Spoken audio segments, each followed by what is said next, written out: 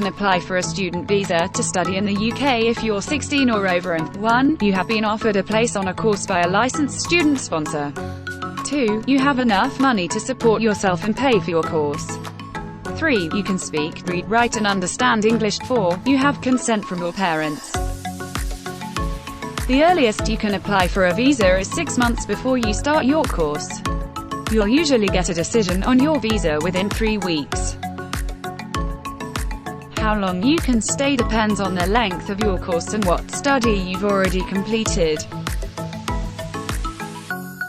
You can arrive in the UK before your course starts. This can be either 1. Up to 1 week before, if your course lasts 6 months or less. 2. Up to 1 month before, if your course lasts more than 6 months.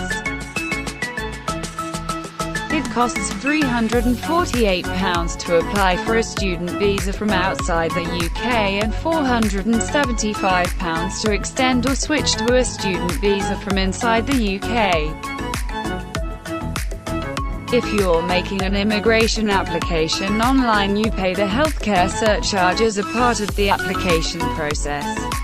You must complete the payment and return to the online immigration application in less than 30 minutes. You must pay the healthcare surcharge by debit or credit card. You must have an unconditional offer of a place on a course with a licensed student sponsor. To prove this, your education provider will send you a reference number called a Confirmation of Acceptance for Studies (CAS) once they've offered you a place on the course. You need a CAS before you can apply for your visa. Once they've offered you a place on the course, your education provider will send you a reference number called a Confirmation of Acceptance for Studies. You must enter this reference number on your visa application. You must apply for your visa within 6 months of receiving your CAS.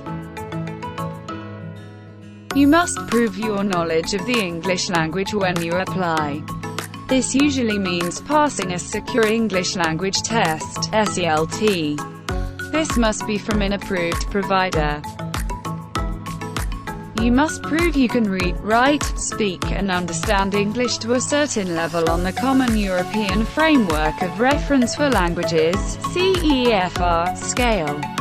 If you're studying at degree level or above, your higher education provider, HEP, can assess your level of English themselves. This means they may ask you to do a different test. This must still be equivalent to a CEFR level B2.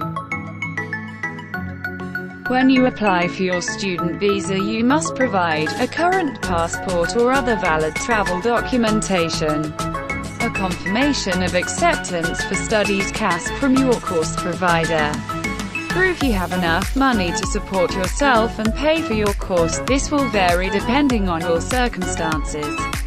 A valid ATEAS certificate if your course requires it. Proof of parental or other legal guardian consent if you're under 18. Proof of your relationship to your parent or guardian if you're under 18. Your tuberculosis test results. Written consent for your application from your financial sponsor if you've received sponsorship for your course fees and living costs in the last 12 months.